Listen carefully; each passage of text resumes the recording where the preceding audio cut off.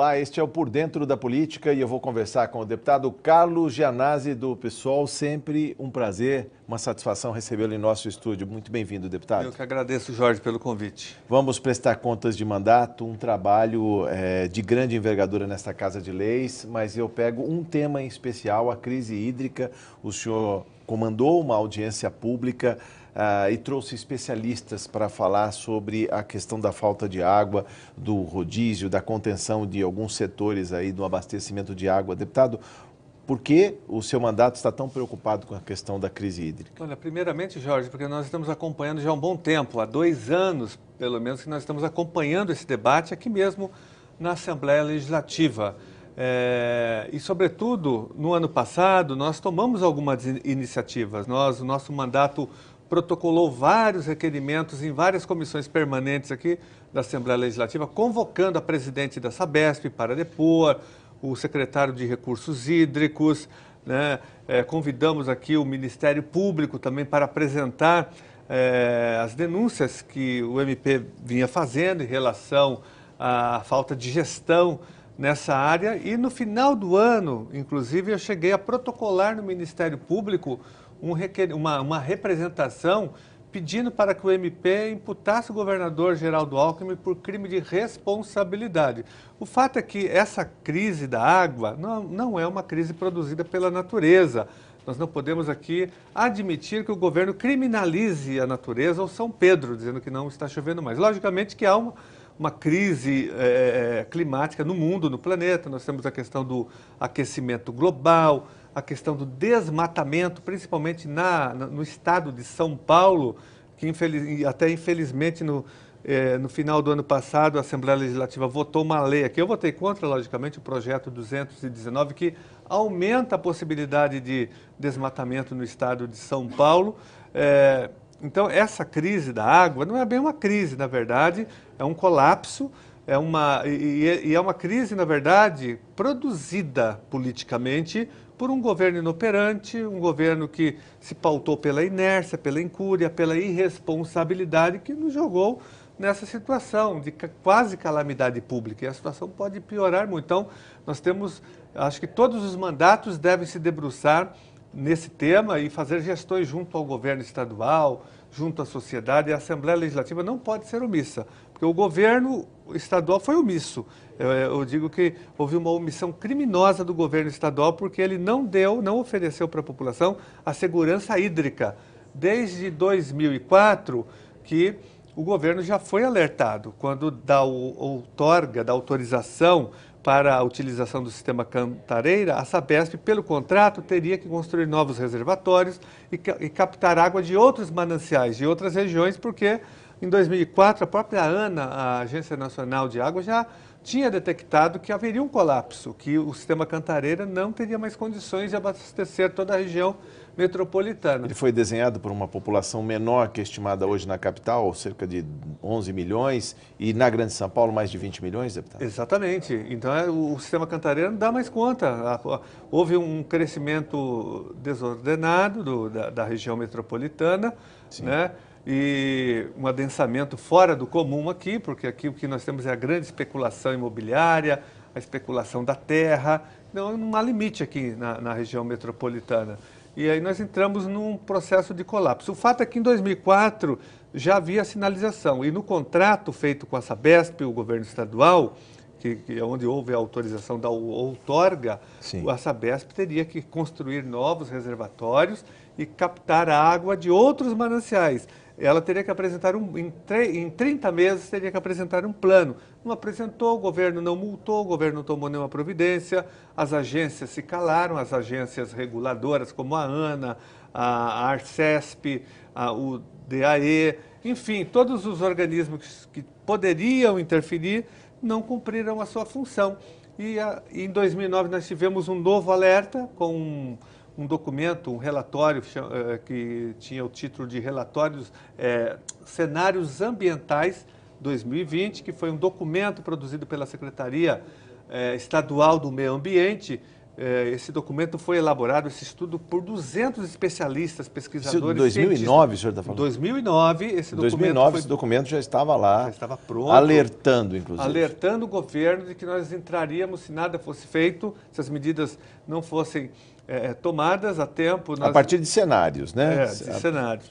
E por incrível que pareça, o documento foi profético, porque ele já anunciou a crise de 2015, dizendo que nós entraríamos numa grande crise sem precedentes em 2015, que é essa que nós já estamos passando, e que isso teria uma pior em 2018. Em 2018, nós teríamos também a perda de toda a água subterrânea, Sim. porque os reservatórios secam, nós vamos buscar água no lençol freático, essa água vai acabar, porque ela é finita também, então em 2018 vai ser muito pior. E esse cenário foi traçado, foi apresentado em 2009. Nenhuma providência foi tomada também pelo governo, na época o governo Serra, depois veio o Alckmin de novo. Enfim, então essa crise tem nome, esse colapso tem nome.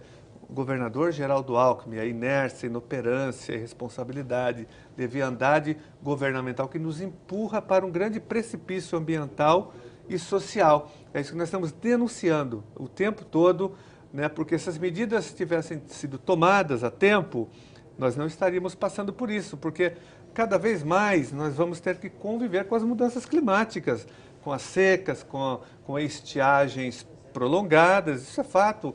Hoje, todos os estudos mostram isso, então qualquer governo tem que fazer já a prevenção, né, que é o reuso da água, Sim. Incentivar a população a fazer o reuso da água. Vamos falar sobre isso, deputado Alim, nessa conversa no Por Dentro da Política. Eu lembro, o deputado esteve à frente de uma audiência pública, conclamou a sociedade, a academia, a discutir a questão da água aqui nessa Casa de Leis. Aliás, uma plenária muito concorrida, né, deputado? Não coube num dos plenarinhos, foi para o plenário maior, o plenário Franco Montoro. E eu queria saber do senhor...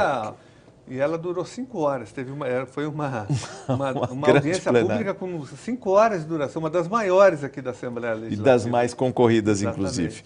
Mas o senhor ouviu ativistas do meio ambiente, funcionários da Sabesp e professores especialistas no assunto. Qual é a maior preocupação, deputado? A maior preocupação é que o governo, durante todo esse tempo, apostou nas chuvas, né? Que haveria uma quantidade de chuvas suficiente para encher novamente os reservatórios. Isso não aconteceu e não está acontecendo. A maior preocupação de todos ali é que nós vamos ter uma chuva de baixa intensidade, os reservatórios não serão repostos, minimamente repostos, e nós vamos entrar num grande colapso ainda nesse ano, um grande colapso social e ambiental. Nós poderemos, aí nos próximos meses, assistir à guerra da água, né? Isso pode gerar muita violência na sociedade, muito desconforto, transtornos, mortes. Então, nós temos todos os participantes apresentaram um quadro futuro tenebroso e sombrio, todos sem exceção, mostrando que não há uma solução imediata, que a solução deveria ter sido construída anteriormente, que agora o cenário é muito difícil daqui para frente. E a única coisa agora é economizar água. Pois é. Tem que economizar, não tem outra saída nesse momento. Quando o secretário de Recursos Hídricos, um especialista, o professor Benedito Braga, que é presidente do Fórum Mundial da Água, e diz que espera que a população faça a sua parte, economizando, aliás, a população que já chegou a fazer economia de 100 bilhões de litros, de metros cúbicos, eu me confundo aqui. Mas, deputado, a população está fazendo a sua parte, está economizando água, não está disposta a pagar multas por excesso de consumo e parece que 80% da população conseguiu alcançar a redução esperada. Eu acho o seguinte, Jorge, primeiramente que a população está, uma boa parte, uma parcela significativa da população está muito preocupada e economizando já. A gente sente já esse movimento na sociedade, a sociedade se esforçando muito porque ela sabe da gravidade da situação, a população vê o tempo todo as imagens na TV do reservatório secando, da Cantareira e os outros também, Guarapiranga, sim. Tietê, todos eles estão secando, trabalhando, muitos deles já com o volume morto. O governo não gosta de falar em volume morto, ele disse que é para falar em reserva técnica, para dar uma disfarçada, é volume morto mesmo de água. Então, essa situação, a situação que a população já está dando a sua colaboração. Porém, nós temos que desfazer alguns mitos aqui, né? Primeiramente, a população, ela só consome de 8% a 9% da água produzida pela Sabesp. Aí você me pergunta, mas para o que vai o restante da água? Vai para indústria e para o agronegócio, os serviços, e uma boa parte, aproximadamente 30%, se perde na tubulação, que é antiga, tem tubulação de 80 anos aqui em São Paulo, principalmente na cidade de São Paulo. Os vazamentos nas ruas mostram isso. Os vazamentos e a tubulação, que é muito velha e não foi trocada, não houve investimento na recuperação, na troca dessa tubulação. Então, na verdade, o governo não tem que apelar só para a população, porque a população é a parte mais frágil e a que menos consome. Nós temos aí 70% do consumo que vem da indústria, do comércio, de serviços e, sobretudo, do grande agronegócio. Então, o governo tem que atacar essas áreas, ali que tem que ter economia também. É possível. Existem técnicas hoje possível, na agricultura. Sem ficar refém, digo, deputado, porque quando se fala da agricultura, alguém pode falar, mas se eu não produzo, os alimentos vão ficar mais caros e a população vai pagar mais caro. Veja bem, a agricultura vai continuar produzindo, mas ela vai também fazer um racionamento, ela vai mudar a sua técnica. Tem muito desperdício hoje na agricultura, né? Porque a técnica utilizada hoje é uma técnica superada hoje de irrigação. Então, de aspersão. Hoje existe aspersão. Quando, na verdade, poderia gotejar essa água, né? O gotejamento é o sistema correto. E ele é possível, ele é viável e você economiza muita água. Na indústria também, a indústria tem que tratar a sua própria água, né? E usá-la. E não tem sentido você usar numa montadora, como a Volkswagen, como a Ford, água potável com cloro para você aquecer, resfriar os sistemas. Você pode usar a mesma água que é utilizada nos banheiros da empresa, você trata a empresa, pode fazer o tratamento, ela tem condições. Enfim, tem condições, existem 1000 possibilidades de você economizar também nesses setores e na própria Sabesp, que ela não pode desperdiçar 30% da água produzida. Aí é insumo básico, é matéria-prima da Sabesp. É matéria-prima dela, então aí é culpa dela. Então, não podemos, olha, não se pode criminalizar a natureza por essa crise, não se pode criminalizar São Pedro, que não está chovendo, e muito menos não podemos criminalizar a população. Se tem algum criminoso aqui, é o governo. O governo que é o grande criminoso tem que pagar por isso. Se falou em falta de planejamento nessa reunião, nessa audiência pública bastante concorrida que falamos aqui, deputado. Falta de planejamento, ou seja, da parte do Estado, ou seja, dos organismos, inclusive dos municípios. Não vamos tirar dos municípios também a responsabilidade, até porque a outorga municipal do Serviço de Águas e Esgotos, de esgotamento sanitário, é dos prefeitos. No caso, foi delegada para uma concessionária chamada Sabesp. O fato, Jorge, essa crise também é uma crise, como eu disse, não é só uma crise ambiental, uma crise política, porque, no fundo, a água foi privatizada, a água virou mercadoria. Essa é a grande verdade. Uma commodity. Exatamente, ela virou mercadoria. A água, que é um bem essencial à vida, que é um direito fundamental à vida, à existência da pessoa humana, ela, aqui em São Paulo, sobretudo em São Paulo, virou uma mercadoria. A Sabesp, como uma empresa semi-estatal e semi-privatizada, porque quase metade dela é privatizada, ela tem as suas ações na Bolsa de Valores de Nova York. Então, uma boa parte do lucro da Sabesp é direcionada para os especuladores, para os investidores que investem, muitos investidores internacionais que querem o lucro da Sabesp. Então, a Sabesp é uma empresa que vende água e quer vender água porque ela precisa ter lucro e ela não investe porque ela precisa de lucro. E ela atende muito mais os interesses dos investidores, sobretudo os internacionais, do que da população e do bem-estar da população. Então, por isso que nós somos contra essa semi-privatização. A Sabesp é uma empresa pública, ela deveria ser totalmente estatizada, com controle social, a sociedade controlando, porque ela cuida de um bem essencial à vida, que é a água. Então, por isso que nós estamos vivendo essa crise também. Se não fosse um bem privatizado, nós talvez estaríamos numa outra situação, porque a Sabesp estaria utilizando todo o seu lucro, todo o seu potencial realmente para o bem-estar da população, e não para abastecer os bolsos dos especuladores, dos rentistas e dos investidores da Bolsa de Valores. Eu queria que o senhor explicasse melhor esse conceito de privatização da água, que não é apenas a Sabesp. Grandes grupos internacionais também têm comprado pequenas produtoras de água mineral, ou seja, há muito interesse, inclusive, que as torneiras sequem de vez para vender esse insumo caríssimo que é a água a peso de ouro, deputado? Essa é a nossa grande preocupação na audiência pública que nós tivemos, uma proposta que apareceu o tempo todo, porque nós fizemos encaminhamentos, o tabelamento imediato da água mineral, justamente para evitar isso que você está dizendo. Especulação, as pessoas Exatamente. vão comprar e vão estocar em casa. Porque num determinado momento a água vai valer muito e as pessoas não vão poder ter Principalmente se acesso. elas desaparecerem das gôndolas. Exatamente. Então nós temos que fazer um tabelamento já, né? Sim. Tabelamento, e quem descumprir vai sofrer uma pena rigorosa, entendeu? Sim. Então essa é uma proposta importante que foi apresentada, porque há interesse, sem dúvida, desses grupos, até grupos internacionais, em vender e ganhar muito dinheiro em cima dessa crise, da desgraça aqui da população de São Paulo. O senhor ouviu o professor Zufo, da Universidade de Campinas, né? E eu queria que o senhor falasse um pouco sobre a colaboração da universidade, da academia, para a crise hídrica, o que os especialistas estão falando, além desse risco iminente das torneiras secarem. Olha, os cientistas, pesquisadores, professores, principalmente o professor Antônio Carlos Zufo, que é um dos maiores especialistas do Brasil, tem dado uma grande contribuição para esse debate, porque eles estão trazendo dados técnicos, científicos, né, jogando luz nessa discussão e desmistificando muita coisa. O Zufo e outras pessoas também que estão pesquisando, como o professor Cachel, Sim. Também trouxe colaboração. Ele é um engenheiro que trabalhou mais de 30 anos na Sabesp, mas é um professor também, um pesquisador, trouxe muitas informações que o governo não oferece para a população, porque o governo está omisso, o governo não está sendo transparente com a população.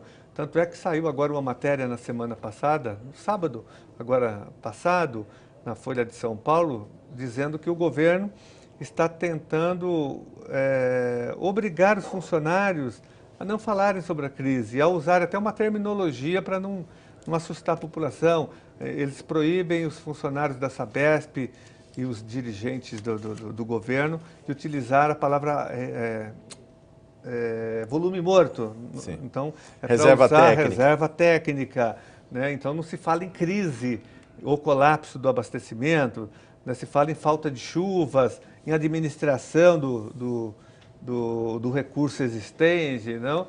E também, a própria matéria diz que a Sabesp está orientando deputados e vereadores a irem para as tribunas dos parlamentos, para tentar amenizar, dizendo que não há crise. Então, é importante que a gente tenha o contraponto, a verdade tem que vir à tona. O governador deveria vir a público, pedir desculpas, primeiramente, por ter enganado a população durante todo esse tempo, principalmente no ano passado, no período eleitoral, quando ele disse sistematicamente que não havia crise, que não havia racionamento, que não faltaria água em nenhum momento, nem agora em 2015. Ele na verdade, penhorou a água para ganhar a eleição, o governador Alckmin. Ele estava muito mais preocupado em estar com a sua imagem, não quer desgaste político, do que com a questão da água em São Paulo. Então, por isso que nós queremos que ele seja punido. Ele mentiu para a população, né?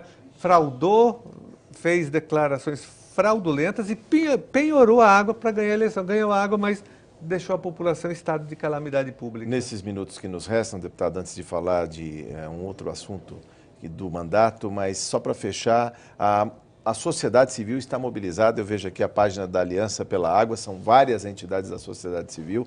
Está todo mundo muito preocupado com a questão aí da crise hídrica. Sim, tem muitas manifestações públicas, muitas entidades.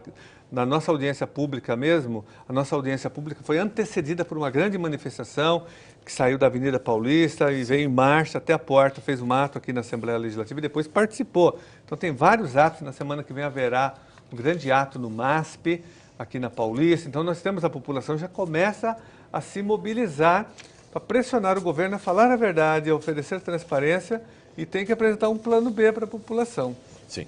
Deputado, eu queria falar sobre outro assunto de mandato, a questão dos professores categoria O, é isso? É isso mesmo. Aliás, um artigo recente do senhor fala que é assustadora e desumana a situação dos professores categoria O da rede estadual de ensino. Que vem a ser essa categoria O, deputado? A categoria é o professor contratado em caráter excepcional e num contrato totalmente precarizado, ele só pode trabalhar um ano vencido o contrato, ele fica um ano fora, ele não pode trabalhar durante um ano na rede estadual. Uma excrescência que foi aprovada na Assembleia Legislativa, eu votei contra, logicamente, mas o projeto foi aprovado pela base do governo em 2009, Sim. que precarizou totalmente o contrato e a vida do professor categoria A. Nós temos 50 mil professores nessa situação. 50 mil de uma rede de 200 mil, quer dizer, um uma, quarto da... Exatamente, é uma rede, é uma quantidade muito grande, 50 mil professores precarizados.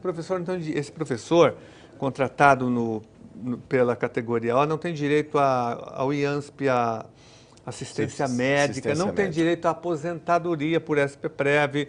Ele é privado, excluído de vários direitos e benefícios que os outros professores têm. Ele é considerado pelo Estado, infelizmente, um professor de quinta categoria. É um absurdo. É o trabalho quase que semi-escravo hoje na rede. Desde quando essa realidade existe? Desde 2009. Desde 2009 que a lei foi aprovada aqui no governo Serra e mantida pelo governador Alckmin. Nós já fizemos muitos movimentos, apresentei projetos para mudar a lei, entrei no Ministério Público. Eu venho fazendo um movimento forte aqui na Assembleia para mudar essa legislação e acabar com a precarização do contrato de trabalho desse professor. Então, o professor faz um contrato de um ano com o Estado. E por quê? Porque o Estado não quer que ele tenha vínculo empregatício. Então, o Estado está preocupado com a questão econômica e não com a questão educacional, porque esse professor fica um ano na rede, depois ele entra na duzentena. Duzentena significa 200 dias fora da sala de aula. Para não haver um vínculo. Para quebrar o vínculo dele, exatamente. O que acontece? O professor fica desempregado depois, durante o ano, e o aluno sem aula. Nós temos muitas escolas que iniciaram o ano sem professores, porque o professor entrou na duzentena, então ele não vai receber mais nada, vai embora, ele é expulso praticamente da rede, só pode voltar depois de um ano. E será substituído por um outro categoria O também? Exatamente, por um outro categoria O.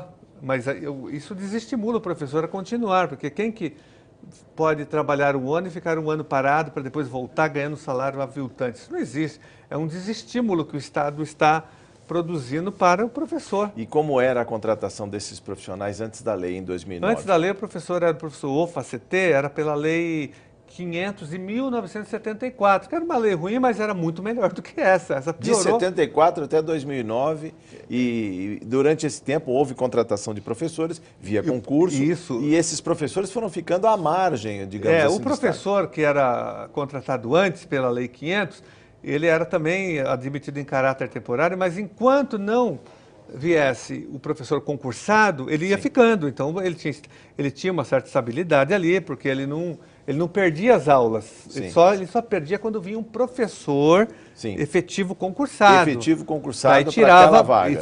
Daí ele tinha que sair, logicamente. Ele teria que remanejar para uma outra, ele ficaria à disposição de outras escolas. Então, a lei era muito melhor, porque o aluno não ficava sem aula, não prejudicava o aluno, e nem o professor ACT, contratado por essa lei. Mas o governador Serra, de uma forma perversa, apresentou um projeto piorando essa situação, dizendo agora o professor vai ter um contrato só de um ano e vencendo o contrato, mesmo que não tenha professor, ele tem que abandonar a sala de aula e a escola.